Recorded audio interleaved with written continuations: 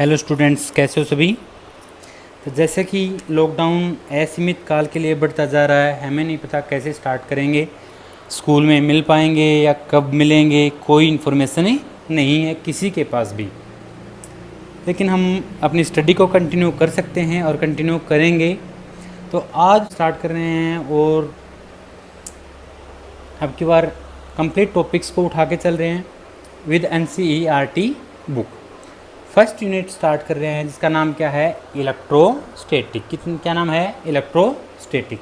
इसमें हमें कुछ टॉपिक्स जो आज करने हैं, इलेक्ट्रोस्टैटिक क्या होती है, ये charge and its production, charge और वो कैसे पैदा होता है, क्या क्या उसकी प्रॉपर्टीज़ हैं, सब्सटेंस कितने टाइप के होते हैं, चार्ज अगर है तो क्या है और उसका मास के साथ कंपेयर करें तो क्या होगा, जैसा मास होता है वैसा ही होता है या अलग होता है। और ऊपर जो भी कोई न्यूमेरिकल आया होगा, जो भी फार्मूला आया होगा, उस पे NCERT की प्रॉब्लम से करेंगे। आज की वीडियो लगभग 30 मिनट्स की होगी और एवरी वीडियो लगभग हम 30 मिनट्स की ही बनाएंगे, क्योंकि 30 मिनट्स की हमारी क्लास से होती। तो चलिए हम स्टार्ट करते हैं हमारी फर्स्ट वीडियो फिजिक्स की फर्स्ट यूनिट की, जिसका नाम क्या है, इलेक्ट्रोस्टैटिक। क्या नाम है, इलेक्ट्रोस्टैटिक। अब पढ़ते हैं कि मीनिंग क्या है इलेक्ट्रो। सबसे पहले इसी वर्ड की डेफिनेशन पे आते हैं। चैप्टर नाम करेंगे, पहले चैप्टर के नाम को ही समझते हैं कि क्या है, क्या पढ़ेंगे हम। तो देखो, ये चैप्टर दो वर्ड से मिलके बना हुआ है। एक क्या है, इलेक्ट्रो, और दूसरा क्या है, सबको दिख रहा है, स्टैटिक्स। एक क्या है, electro, second is statics. Electro का मतलब क्या होता है वो समझो। इलेक्ट्रो का मतलब होता है इलेक्ट्रॉन। क्या होता है, इलेक्ट्रॉन या फिर चार्ज, इलेक्ट्रॉन और चार्ज। और जो स्टैटिक्स है इसका मतलब होता है रेस्ट। इसका मीनिंग क्या हुआ, रेस्ट। तो टोटल क्या डेफिनेशन निकलती है इलेक्ट्रोस्टैटिक की, यानी इसमें हम क्या पढ़ेंगे, चार्ज किस पे होना चाहिए, रेस्ट पे। यानी it is the branch of physics पढ़ रहे हैं तो it is the branch of physics which deals with the study of charge, charge which is at a rest. Clear है, ओके। मैं बता रहा हूँ ये बात। क्या हुआ था, सबसे पहले अराउंड 600 BC बिफोर क्रिस्ट एक मैथमेटिशियन था जिसका नाम था थेल्स ऑफ मिल्टस।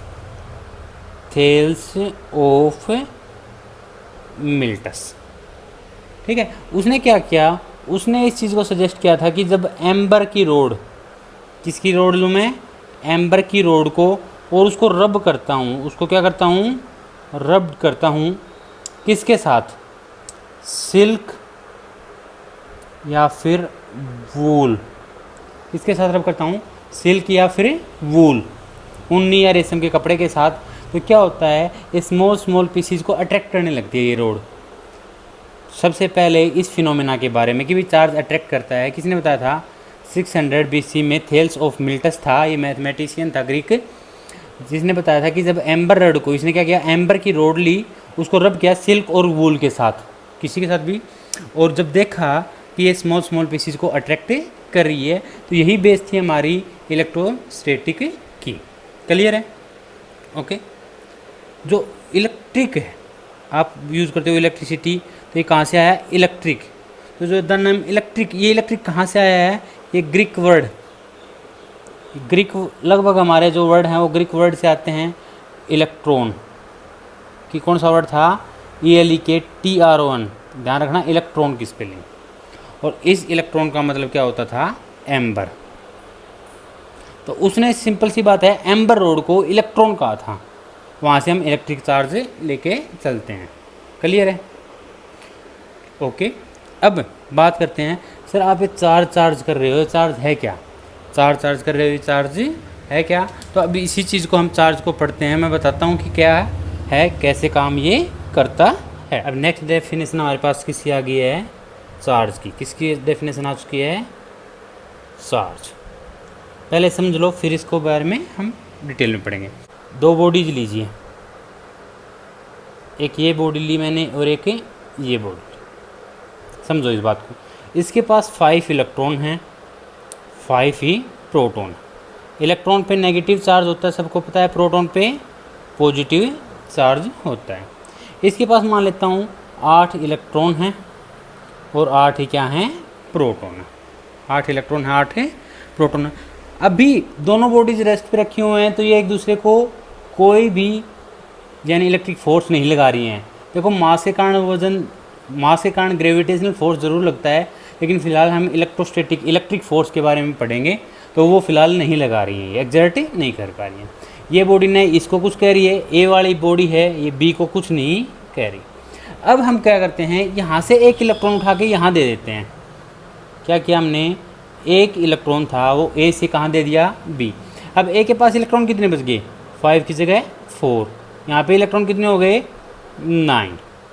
अब देखो इसके पास प्रोटॉन ज़्यादा रह गए, इलेक्ट्रॉन कम। प्रोटॉन ज़्यादा का मतलब इस पर पॉजिटिव आवेश प्लस चार्ज आ गया, इसके पास इलेक्ट्रॉन ज़्यादा है, इसका मतलब इसके पास है नेगेटिव चार्ज आ गया। अब क्या करेगा, ये एक दूसरे पे इलेक्ट्रिक फोर्स लगाना स्टार्ट कर देंगे कि भाई तूने मेरा इलेक्ट्रॉन क्यों लिया, वापस कर, इस टाइप का, मतलब एक दूसरे पे इफेक्ट डालना स्टार्ट कर देंगे। क्लियर है ये बात। तो ये हमारा चार्ज होता है। चार्ज क्या था, एक प्रॉपर्टी है, ये कुछ भी, it is something which makes a body able to exert और एक्सपीरियंस फोर्स, जो इस बॉडी को लायक बना दे कि वो फोर्स लगा सके या सहन भी कर सके। क्लियर है यहाँ तक। दूसरी डेफिनेशन देनी चाहूँ, यानी ऐसा कोई चार्ज, एक ऐसी प्रॉपर्टी इलेक्ट्रॉन की which gives rise to electric force between 2 electrons. अब कुछ बेसिक सी बातें हैं वो आप खुद देखोगे। अब बात करता हूँ पोलरिटी। क्या होती है पोलरिटी, कई बार समझोगे इस चीज़ को, polar compound, non polar compound, समझ रहे हो वो चीज़ें। तो वहाँ पे ये पोलरिटी क्या होती है, तो पोलरिटी क्या है, एक प्रॉपर्टी है। क्या है ये, प्रॉपर्टी है। क्या काम करती है, it differentiate the 2 kinds of charge. क्या करती है, it differentiate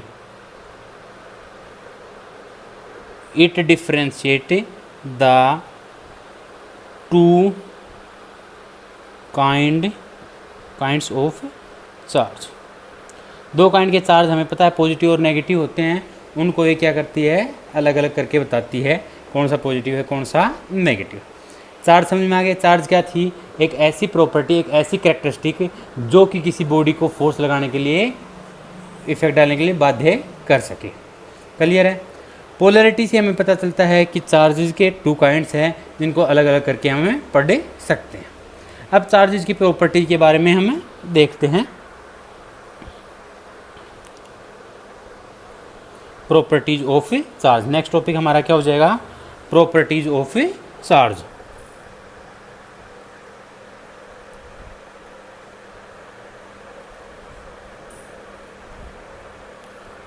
properties of charge. Charge की कुछ प्रॉपर्टीज हैं, मैं सबसे पहले शॉर्ट में समझाता हूँ। सबसे पहला प्रॉपर्टी क्या है, charges are of 2 kinds. Charges are of 2 kinds, जिसको हम क्या कहते हैं, पॉजिटिव एंड नेगेटिव चार्जेस। क्या बोलते हैं, पॉजिटिव एंड नेगेटिव चार्जेस। इसकी बात खास क्या है, लाइक चार्जेस, लाइक चार्जेस यानी कि same charge, positive positive, negative and negative, same हो गया ना। रिपेल ईच अदर, ये क्या करेंगे, दो लाइक चार्जेस क्या करेंगे, रिपेल करेंगे। क्या करेंगे, रिपेल करेंगे। जबकि अनलाइक चार्जेस, क्या, अनलाइक चार्जेस मीन्स एक तरफ पॉजिटिव रख दिया दूसरी तरफ नेगेटिव, अलग अपोजिट, तो हमें क्या करेंगे, अट्रैक्ट करेंगे। हमेशा क्या करेंगे, अट्रैक्ट। यानी एक बॉडी पे अगर पॉजिटिव है दूसरी बॉडी पे क्या है, नेगेटिव, तो क्या करेंगे, अट्रैक्ट। सेम है तो क्या करेंगे, वो रिपेल करेंगे। क्लियर है। तो 2 काइंड्स ऑफ चार्जेस हैं। जो एक पॉजिटिव और नेगेटिव नाम दिया था, ये किसने दिया था, एक अमेरिकन साइंटिस्ट था, नाम था बेंजामिन फ्रैंकलिन।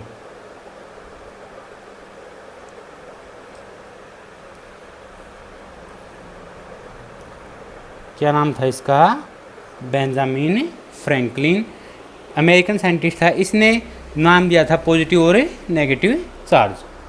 क्लियर है। सेकंड प्रॉपर्टी की तरफ बढ़ते हैं, जो कि मेन प्रॉपर्टी है, quantization of charge, quantization of charge, इसका सिंपल सा फार्मूला होता है Q is equal to plus minus N E. Q is the charge, Q से हम किसको रिप्रेजेंट करते हैं, चार्ज को। N is an integer, N क्या हमारा इंटीजर है, and E is the electron, charge on electron, charge on electron. और चार्ज ऑन इलेक्ट्रॉन कितना होता है 1.6 into 10⁻⁻19 coulomb, 1.6 into 10⁻⁻19 coulomb is the charge on an electron. तो जब भी आपको नंबर ऑफ इलेक्ट्रॉन निकालने हैं ये फार्मूला यूज़ करोगे, Q is equal to plus minus N E. आपको चार्ज दिया हो सकता है, अगर चार्ज निकालना है और नंबर ऑफ इलेक्ट्रॉन्स दे दिए तो भी यही फार्मूला अप्लाई करना है। अब इसका मीनिंग समझते हैं। इसका मीनिंग यह है कि जब भी एक बॉडी से दूसरी बॉडी में हम चार्ज को ट्रांसफ़र करेंगे तो अपने मन मुताबिक चार्ज को ट्रांसफ़र नहीं कर सकते। It should be integral multiple of electron, कि मैं कहूँ 1/3 ऑफ इलेक्ट्रॉन चार्ज को ट्रांसफ़र करो या 1/5 इलेक्ट्रॉन को ट्रांसफ़र करो, नहीं कर सकते। क्यों नहीं कर सकते, क्योंकि it is these are not an integer, ये इंटीजर नहीं है। निकलेगा किसी बॉडी से तो सिर्फ 1 2 3 4 ऐसे करके इलेक्ट्रॉन निकलेंगे। Electron is the basic unit of charge, electron is the basic unit of charge. तो इसका मतलब क्या हुआ, it means that only integral number of electron, only integral number of electrons can be transferred. Clear है, from one body to another body. दो property होगी। अब दो प्रॉपर्टी और पढ़ते हैं, बेसिक सी प्रॉपर्टीज़ हैं, कुछ ज़्यादा काम की नहीं है, बट फिर भी आपको नॉलेज होनी चाहिए। मैं फिर से कहूँगा, नॉलेज इज़ बेस्ट। मार्केटिंग के पीछे नहीं भागो, नॉलेज के पीछे भागो। कोई भी आपको न्यूमेरिकल नहीं करवाएगा, न्यूमेरिकल हम करवाएंगे यहाँ पे। सबसे पहले एनसीईआरटी को भी लेके चलेंगे। अभी पहले कुछ बेसिक सा पढ़ लेता हूँ, उसके बाद न्यूमेरिकल करेंगे आज के कॉन्सेप्ट पे। तो थर्ड जो प्रॉपर्टी है, इट इज़ एडिटिविटी। क्या है, एडिटिविटी ऑफ चार्ज। चार्जेस को हम ऐड कैसे करेंगे, तो हमें सिंपल सी बात है, कुछ नहीं करना। जो लॉ ऑफ अलजेब्रा होते हैं, जैसे नॉर्मल नंबर ऐड करते हैं हम, नॉर्मल कैसे करते हो सर, प्लस का साइन है तो प्लस का, माइनस है तो माइनस का। तो हम जैसे नॉर्मल चार्जेस को ऐड करते, नॉर्मल नंबर को ऐड करते हैं, वैसे ही चार्जेस को ऐड करते हैं। फॉर एग्जांपल मान लेता हूँ जैसे कि Q is equal to Q1 plus Q2, ये दोनों पॉजिटिव थे, ये नेगेटिव थे, तो हम सिंपल साइन पुट कर देते हैं। फॉर एग्जांपल Q1 अगर 4 कूलाम है मान लो, प्लस का 4 coulomb, coulomb is the unit of charge, plus ये 5 कूलाम मान लेता हूँ, -3 कूलाम, -2 कूलाम, तो क्या बचेगा, प्लस का 4 कूलाम चार्ज बच जाता है। मतलब नॉर्मल नंबर को ऐड किया है, 4 + 5 9, 9 - 3 6, 6 - 2 4। क्लियर है। Fourth property, conservation of charge. क्या है, कंजर्वेशन ऑफ चार्ज। इसने क्या कहा है कि चार्ज एक सिस्टम में हमेशा सेम रहेगा। In an isolated system, isolated अलग से system, charge remain same. Charge, थोड़ी सी राइटिंग ज़्यादा ही ख़राब आ रही है क्योंकि पहली बार ट्राई कर रहा हूँ। चार्ज रिमेन्स सेम, चार्ज क्या रहेगा, सेम रहेगा। ठीक है। अगर चार्ज आप प्रोड्यूस भी करते हो किसी बॉडी पे, तो दूसरी बॉडी पे उतना ही उसका अपोजिट चार्ज इंड्यूस हो जाएगा। मान लो इसको मैंने -5 इलेक्ट्रॉन, -5 कूलाम चार्ज प्रोड्यूस किया इस पर, तो यहाँ पे कितना आ जाएगा, प्लस का 5 कूलाम चार्ज ऑटोमेटिक इस पर जनरेट हो जाएगा। ठीक है। इसी बात पे पढ़ लेते हैं कि चार्ज को प्रोड्यूस कैसे करते हैं। चार्ज को प्रोड्यूस कैसे करते हैं, -5 कूलाम या +5 कूलाम। तो अगला टॉपिक होगा हमारा प्रोडक्शन ऑफ चार्ज। क्या रहेगा, production of charge.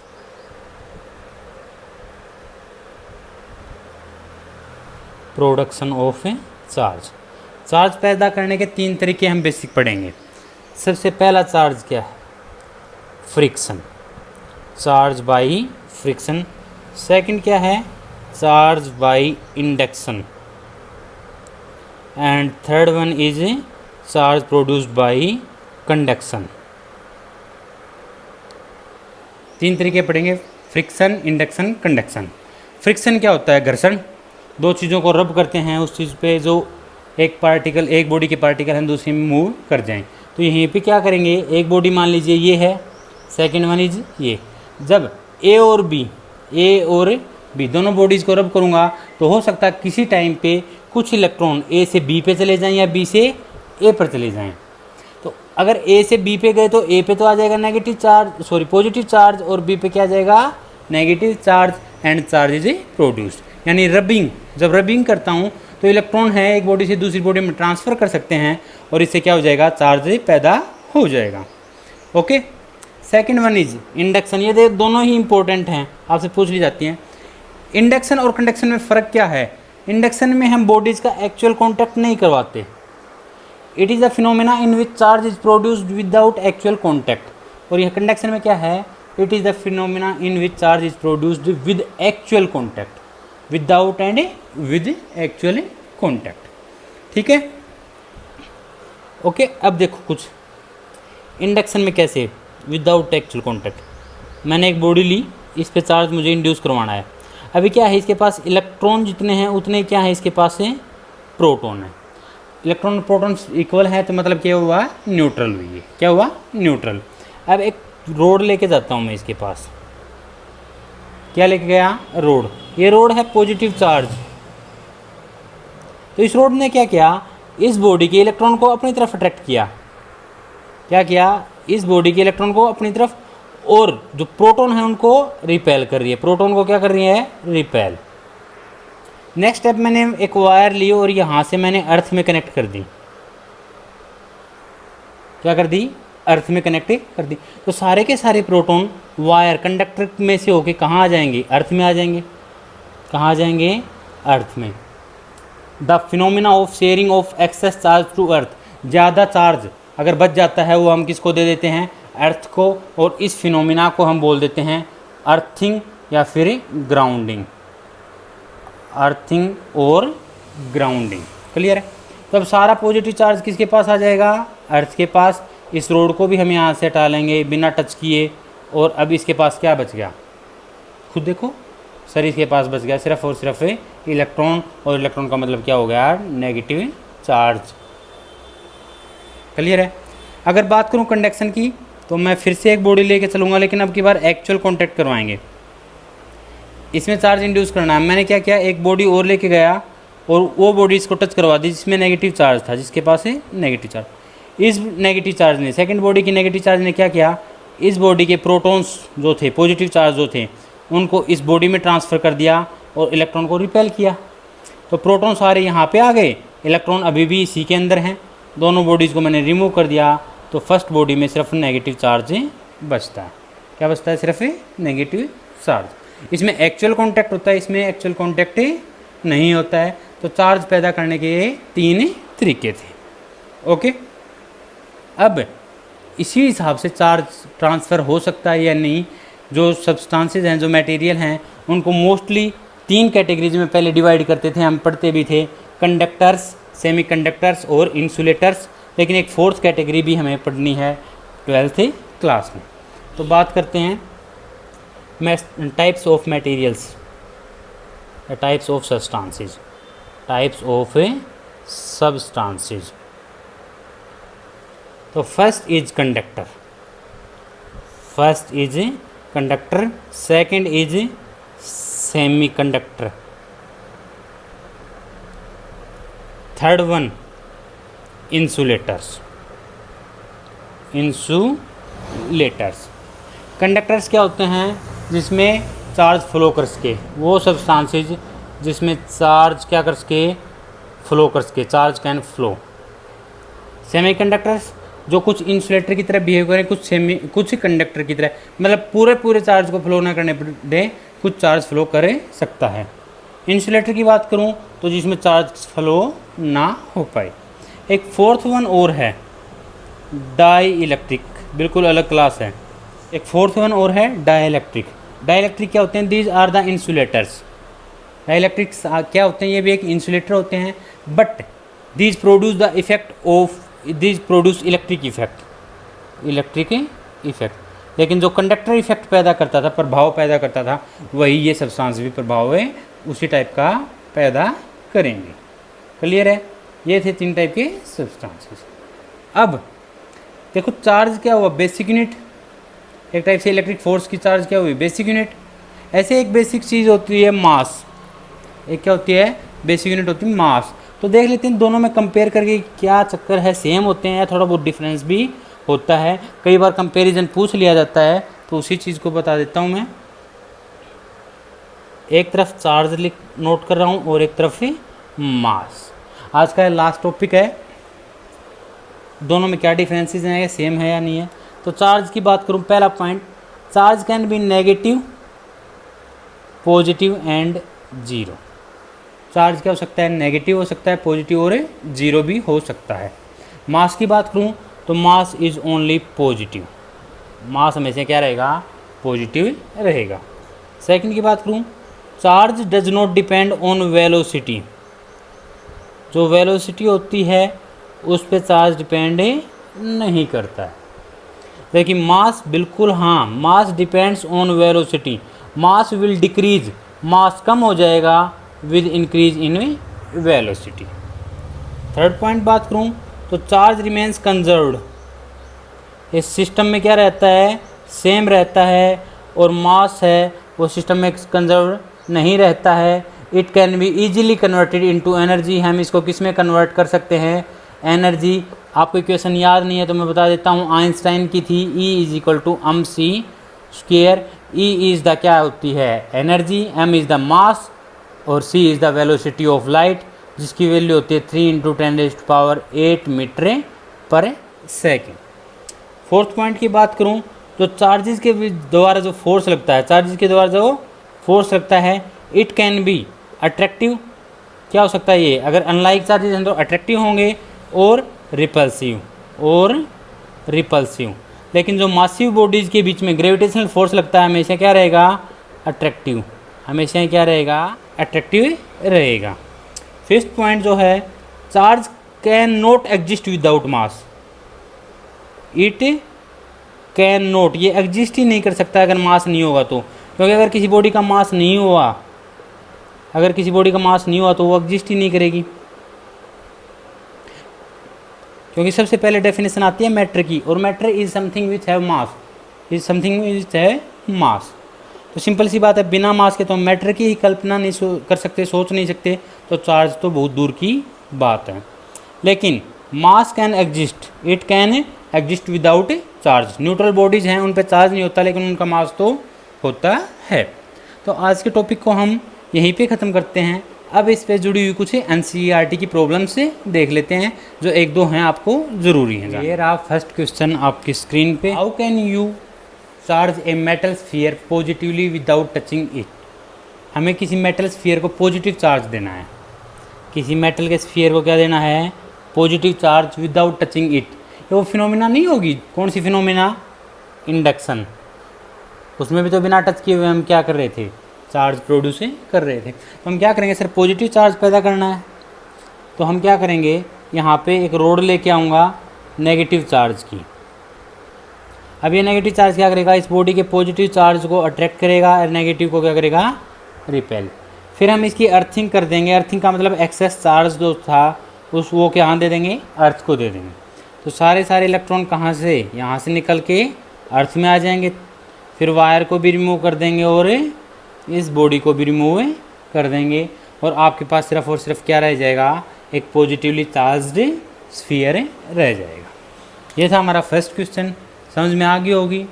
Okay, second question की तरफ बढ़ते हैं। If 10⁹ electrons move out of a body to another body every second, how much time is required to get a total charge of 1 coulomb. बोल रहा है 1 second में, 1 second में 10⁹ electrons एक बॉडी से दूसरी बॉडी में ट्रांसफ़र हो रहे हैं। How much time is required, कितना टाइम लगेगा कि 1 कूलम चार्ज ट्रांसफ़र हो जाए। तो पहले हमें पता होना चाहिए कि 1 कूलम चार्ज में कितने इलेक्ट्रॉन होते हैं। उसके बाद पता करेंगे कि भाई 1 सेकेंड में इतने इलेक्ट्रॉन ट्रांसफ़र हो रहे हैं, तो इतने इलेक्ट्रॉन से इतने टाइम में निकलेंगे। देखो कैसे करते हैं। सबसे पहले हमें नंबर ऑफ इलेक्ट्रॉन्स निकालें हैं कि 1 कूलम चार्ज के लिए हमें कितने इलेक्ट्रॉन ट्रांसफ़र करने पड़ेंगे। तो Q is equal to NE, 1 coulomb charge दे दिया ना, E का पता ही है आपको, N निकालना है। तो सिंपल सी बात है, यहाँ से N नंबर ऑफ इलेक्ट्रॉन्स निकाल जाएंगे, Q divided by E। Q क्या है आपके पास? सर Q हमारे पास 1 कूलम है and 1.6 into 10⁻⁻19 coulomb. Number of electrons निकल गए, हाँ या ना? तो N should be equal to कितना आना चाहिए, ये लगभग कि ये आता है 6.25 डिवाइडेड इंटू 10⁻18। कितने इलेक्ट्रॉन ट्रांसफ़र करने पड़ रहे हैं मुझे? 6.25 इंटू 10⁻18 इलेक्ट्रॉन ट्रांसफ़र करूँगा, तब जाके 1 कूलम चार्ज है वो ट्रांसफ़र होगा। अब देखो 10⁻9 इलेक्ट्रॉन है वो ट्रांसफ़र हो रहे हैं 1 सेकेंड में। तो 1 इलेक्ट्रॉन ट्रांसफ़र कितने में होगा? सर 1/10⁹ इतने टाइम में। और इतने इलेक्ट्रॉन ट्रांसफ़र कितने में होंगे? Multiply by 6.25 into 10⁻18। जो एक नियम आता था सबसे पहले छोटी क्लासेज में, याद है? कम के लिए डिवाइड, ज़्यादा के लिए मल्टीप्लाई, कि भाई 10⁻9 इलेक्ट्रॉन ट्रांसफ़र हुए 1 सेकंड में, तो 1 इलेक्ट्रॉन होगा ये चीज़ 10⁻9 डिवाइड में आ जाएगा, और हमें टोटल इलेक्ट्रॉन कितने करने हैं? 6.25 इंटू 10⁻18। ये हमने क्या किया? मल्टीप्लाई। तो यहाँ से हमारे पास क्या आ गया? 6.25 इंटू 10⁻9, यहाँ से 9। ये क्या आया है? सेकेंड। ये क्या आया है? सेकेंड। अब इसको किससे डिवाइड करेंगे? इसको अब अगर ईयर में चेंज करना है तो आपको पहले ईयर में देखो कितने दिन होते हैं? 365। एक दिन में कितने hours? 24 hours, 60 minutes into 60 second. यहाँ पे डिवाइड करेंगे तब जाके अप्रोक्सीमेटली हमारे पास आएगी इसकी वैल्यू लगभग 200 के करीब आती है, आई थिंक 198 ईयर्स। 198 ईयर्स ये हमारा आंसर हो जाता है। एक बार थर्ड क्वेश्चन के पे आते हैं, जो एनसीईआरटी में बीच बीच में दे रखे हैं। जो लास्ट की एक्सरसाइज है वो पहले आपको करनी है, फिर मैं करवाऊंगा, एक अलग से वीडियो बनाएंगे एनसीईआरटी प्रॉब्लम्स से, ओनली प्रॉब्लम्स का, जैसे ये चैप्टर ख़त्म होता है। Question number 3, how much positive and negative charge is there in a cup of water? एक कप ऑफ वाटर में कितना पॉजिटिव और नेगेटिव चार्ज रहता है, देखते हैं। सबसे पहले आपको निकालना क्या है? चार्ज निकालना है। क्या निकालना है? सर आपको चार्ज निकालना है, क्यों कितना होगा। और क्यों निकालने के लिए आपको क्या पता होना चाहिए? N पता होना चाहिए, नंबर ऑफ इलेक्ट्रॉन्स। क्योंकि अगर N पता चल गया तो हमारे पास फार्मूला सिंपल सा है, Q is equal to +-NE, simply NE मैंने नोट कर दिया। अब N नंबर ऑफ इलेक्ट्रॉन्स निकालने, मुझे क्या निकालने हैं? Number of electrons. हमारे पास कुछ क्वांटिटी नहीं है ना? है ना? एक कप ऑफ वाटर, एक गिलास पानी, एक गिलास पानी, और एक गिलास जो पानी होता है, समझो इस बात को, वो लगभग 250 ml का होता है। कितने का होता है? 250 ml। 1 लीटर में 4 गिलास भरते हैं, और मैं कहूँ 250 ml नहीं, 250 ग्राम, तो भी कुछ गलत नहीं होगा। अब मास आ गया मेरे पास। एक्चुअली क्या हुआ? मास ही आ गया ना हमारे पास। भाई इतने ग्राम पानी का चार्ज निकालना है। अब एक फार्मूला होता है नंबर ऑफ मोल्स का। नंबर ऑफ मोल्स क्या होता है? गिवन मास, ये ध्यान रखना, 9th क्लास में था, upon atomic mass, upon atomic mass, या फिर given number of particles upon Avogadro number, अननोट। नंबर ऑफ मोल्स जब भी निकालो, इन दोनों में से कौन सा फार्मूला लगेगा? या अगर मास दे रखा तो गिवन मास अपॉन एटॉमिक मास, और अगर नंबर ऑफ पार्टिकल्स दे रखे हैं तो given number of particles upon Avogadro number. लेकिन फिलहाल मुझे निकालना किस पे है, नंबर ऑफ इलेक्ट्रॉन्स यानी नंबर ऑफ पार्टिकल्स निकाल लेता हूँ मैं पहले कि पानी के कितने मॉलिक्यूल होते हैं, पानी के कितने मॉलिक्यूल होते हैं। तो यहाँ से आ जाएगा। गिवन मास देखो कितना है 250 है सर। एटॉमिक मास कितना होता है 18, H2O 2 hydrogen 16 oxygen. Given number of particles sir हमारे पास नहीं है, मैं निकाल लेता हूँ। गिवन नंबर ऑफ पार्टिकल मान लेता हूँ capital N upon Avogadro number 6.022 into 10⁻23। यहाँ से क्या आ जाएंगे आपके पास sir, given number of particles की कितने मॉलिक्यूल्स हुए, ये आएंगे लगभग 83.64 इंटू 10⁻23 मॉलिक्यूल्स। कितने मॉलिक्यूल्स आ गए हमारे पास से, ये रहे सर इतने वाटर मॉलिक्यूल हुए एक गिलास पानी। अब मुझे नंबर ऑफ इलेक्ट्रॉन्स निकाल लें। क्या निकालें, नंबर ऑफ इलेक्ट्रॉन्स। तो देखो एक गिलास पानी में एक वो मॉलिक्यूल में कितने इलेक्ट्रॉन होते हैं, एक वाटर मॉलिक्यूल में कितने मॉलिक्यूल होते हैं, इतने तो हमारे वाटर मॉलिक्यूल आए हैं अभी। 2 हाइड्रोजन, हाइड्रोजन का एटॉमिक नंबर 1 होता है, 2 का 2, 8 होता है इलेक्ट्रॉन एटॉमिक नंबर ऑक्सीजन का। तो टोटल इलेक्ट्रॉन कितने हुए हमारे पास से 10। तो सर एक मॉलिक्यूल जो है वो 10 इलेक्ट्रॉन को कैरी करता है। तो इतने मॉलिक्यूल्स कितने इलेक्ट्रॉन को कैरी करेंगे, तो हमारे पास नंबर ऑफ इलेक्ट्रॉन्स आ जाएंगे। और 83.64 इंटू 10⁻23 मल्टीप्लाई बाई 10 से मल्टीप्लाई करेंगे तो 24। ये क्या आ जाएगा, नंबर ऑफ इलेक्ट्रॉन्स। क्या आ गए, नंबर ऑफ इलेक्ट्रॉन्स निकल गया ना। अब Q is equal to NE, तो मल्टीप्लाई करते हैं 8383.64 multiply by 10⁻24 multiply by 1.6 into 10⁻⁻19 coulomb. और जब इनको हम मल्टीप्लाई करते हैं तो लगभग ये कितना आएगा, या था 1.37 इंटू 10⁻7 कूलम। कितना आता है 1.37 इंटू 10⁻7 कूलम के अप्रोक्सीमेट रिजल्ट आता है। फिर से देखो क्या किया हमने सर, सबसे पहले हमने नंबर ऑफ़ इलेक्ट्रॉन्स निकालने थे। नंबर ऑफ़ इलेक्ट्रॉन्स के लिए सबसे पहले हमने पार्टिकल निकाले, मॉलिक्यूल्स, फार्मूला यूज़ किया और हमारे पास sir number of particles molecules से आ गए। अब जैसे ही मॉलिक्यूल आए हमने समझा कि एक वाटर मॉलिक्यूल में 10 इलेक्ट्रॉन होते हैं, तो इतने मॉलिक्यूल्स में कितने होंगे, टोटल नंबर ऑफ़ इलेक्ट्रॉन्स निकाल दिए हमने। उसके बाद हमने टोटल चार्ज निकाला। क्या निकाला, टोटल चार्ज निकाला। क्लियर है। ये 3 ही क्वेश्चंस थे जो अभी तक आए हुए टॉपिक्स पे बेस्ड थे। एक्सरसाइज आपको खुद करनी है। ओके, आज की क्लास हम यहीं पे ख़त्म करते हैं। कल की वीडियो में हम इससे आगे नेक्स्ट टॉपिक स्टार्ट करेंगे जो हमारा होगा कूलम्ब से लॉ।